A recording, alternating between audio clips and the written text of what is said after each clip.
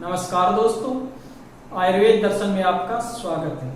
तो दोस्तों, आज की वीडियो में हम चर्चा करने वाले हैं दातुन के बारे में कि दातुन कब करनी चाहिए, किस किस पेड़ की करनी चाहिए, किस किस वृक्ष की दातुन हम कर सकते हैं और किस वृक्ष की दातुन हमें नहीं करनी चाहिए, और वो कौन कौन सी बीमारियां हैं जिसमें हमें दातुन का प्रयोग नहीं करना चाहिए। तो आयुर्वेद के दिनचर्या नामक अध्याय में इसके बारे में बताया गया है।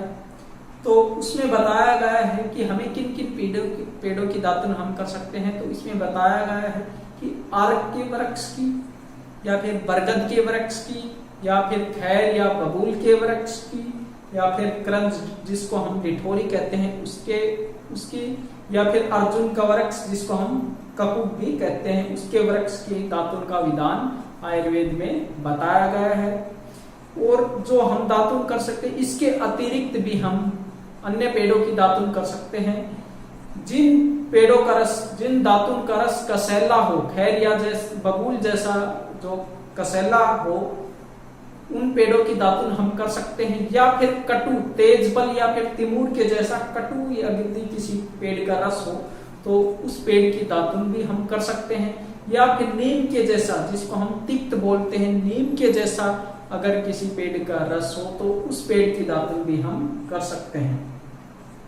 देखिए, अब आगे बात आती है कि वो कौन कौन सी बीमारियां हैं जिनमें हमें दातुन का प्रयोग नहीं करना चाहिए। देखिए, यदि आपको अजीर्ण रोग की शिकायत है तो आपको दातुन का प्रयोग नहीं करना चाहिए।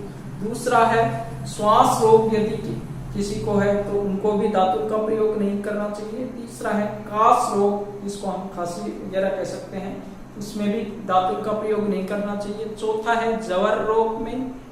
आगे है अर्दित, जिसको मुख का लकवा कहते हैं, उस रोग में इसका प्रयोग नहीं करना चाहिए। पांचवा अगला है तरसा रोग में। उसके आगे है मुखपाक रोग में। उसके आगे है यदि किसी को हृदय रोग है तो उसको भी दातुन का प्रयोग नहीं करना चाहिए। आगे है यदि किसी को नेत्र रोग है तो उसको भी दातुन का प्रयोग नहीं करना चाहिए। आगे है शिरोरोग, शिव से संबंधित जो कोई रोग है उसमें भी दातुन का प्रयोग नहीं करना चाहिए। आगे है कर्ण रोग में, कान से संबंधित यदि किसी को रोग है तो उसमें भी दातुन का प्रयोग नहीं करना चाहिए। चलिए अब आगे चलते हैं। अब हम बात करते हैं कि वो कौन कौन से पेड़ हैं जिनका हमें दातुन के रूप में प्रयोग नहीं करना चाहिए। तो उसमें है लिसोड़ा, आगे है मीठा, आगे है बहेड़ा, आगे है दाऊ, आगे है करीब, और उसके आगे है संबालू, उसके आगे है सहजन, उसके आगे है लोभ, उसके आगे है तेंदू, कचनार, समी, पीलू, पीपल, इंगूदी जिसको हम हिंगोर भी कहते हैं, गूगल, बरगद, इमली, मोत, सफेद सालमली, सेमल, सस जिसको हम सनई कहते हैं। तो इन पेड़ों की दातुन हमें कभी भी नहीं करनी चाहिए। आगे है जिन पेड़ों का रस मीठा हो या फिर खट्टा हो या फिर नमकीन हो। मीठा, खट्टा या फिर नमकीन जिस पेड़ का रस हो तो उस पेड़ की दातुन भी हमें नहीं करना चाहिए।